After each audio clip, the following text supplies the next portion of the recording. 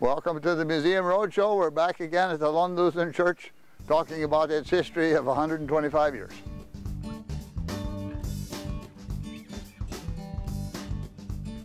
Baptismal font we think is over 100 years old because it's in the old pictures that we have from the church. We're not sure who made the baptismal font. It was probably some old Swedish farmer that wanted to do something good for the church here.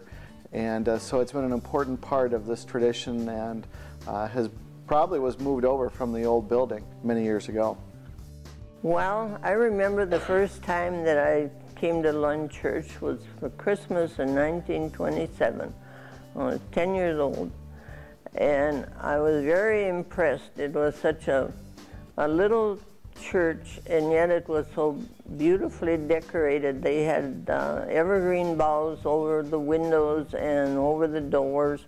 They had a tree that was clear to the ceiling, and they had little brackets built out on the sides of the windows, and they had candles on those. And of course they had the lamps, bracket lamps on the walls. And so they had evergreen behind those, and it was really outstanding, I thought. Plus the fact that the old potbelly stove sat kind of in the middle of the church. There were 2 pews ahead and 3 pews behind. And the men all sat on the south side of the church, and women all sat on the side where the stove was. And the stovepipe ran clear from the middle of the church where the stove was, way out to the north end through the wall. And you often wonder how in the world they kept from burning the church down. But there was 2 or 3 real tall fellows, Frederick Engstrom and John Danielson and Johnny Peterson, and they had bamboo fish poles, and they had a candle fastened to the end of it, and that's how they lit the candles way up in the tree. And they were tall candles that were on candle holder, little clips so they could turn very easily. So then after they got them all lit and everybody sit there, just think, if it would catch fire. Well, then they put a wet cloth on the end of their fish bowl, and wherever a thing looked like it might set fire, why they could put the fire out. And to me, that was pretty exciting. Well, when we moved out into the country, a family called the Downs family, Dorothy and John, I taught with them, both wonderful educators.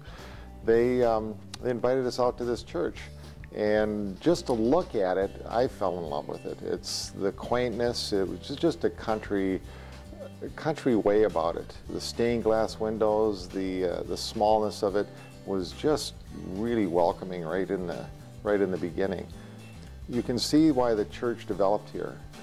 When you look probably at the turn of the last century, when things were tough, the people that lived out here, farmers, they probably scratched out a living and probably sometimes just scratched out survival. This church represents what they held as the center of their life, and that was God. And they would finish their milking. The stories are great. They'd finish milking and all that hard work, and they'd come here on Sunday to worship God, to fellowship with each other, and to come together as a family. Well, I started way back in the 30s, and I think about the first or second funeral that I played for was for Hilda Crook Braun, and her dad was a charter member, and she passed away out in Idaho. So they brought her back. It was in her will that she wanted to be brought back to Lund. And at that time, they didn't have their service, in the evening before like they do now. They would all meet at the funeral home and have a short prayer service, and then they formed a procession and they came to the churches. And so we would have someone on guard watching when they came down around the corner down there, and they would start to toll the bell, and they always tolled the bell from the time they came around the corner down there until they had the casket in the church. So, and then that was my signal to start playing. So I started playing the old pump organ, and I played and I played, and nothing happened, and I knew they were out there, and I couldn't figure out why no one came in. And finally I looked out the window, and here they were out working on the grave. And I couldn't imagine what was going on, but in those days they just used wooden vaults, or roof boxes we called them then. And this lady had a metal vault, and it was so big that when they were going to put it down in the cemetery, in the grave, well, they couldn't get it in there. And so in order to be able to complete the service after the funeral, they had to fix the grave first. So that was the longest funeral I played for.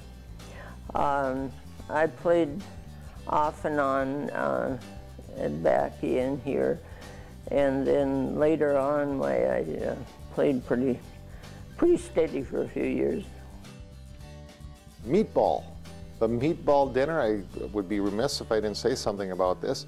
If you say meatballs, you think of Lund around here. The meatball dinner, it started well before I got here, and it's a Swedish recipe that I think somebody keeps it locked in a dairy barn somewhere.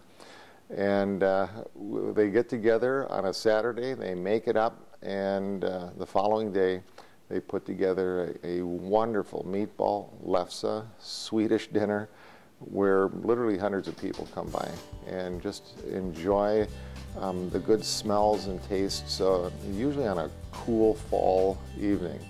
And it's a great thing, wonderful thing. Not to mention donuts, coffee, and catching up on the latest news on whose crop's doing better than others, and things like that. Thanks for watching the Museum Roadshow. Remember, on TV3, history repeats itself every 4 hours.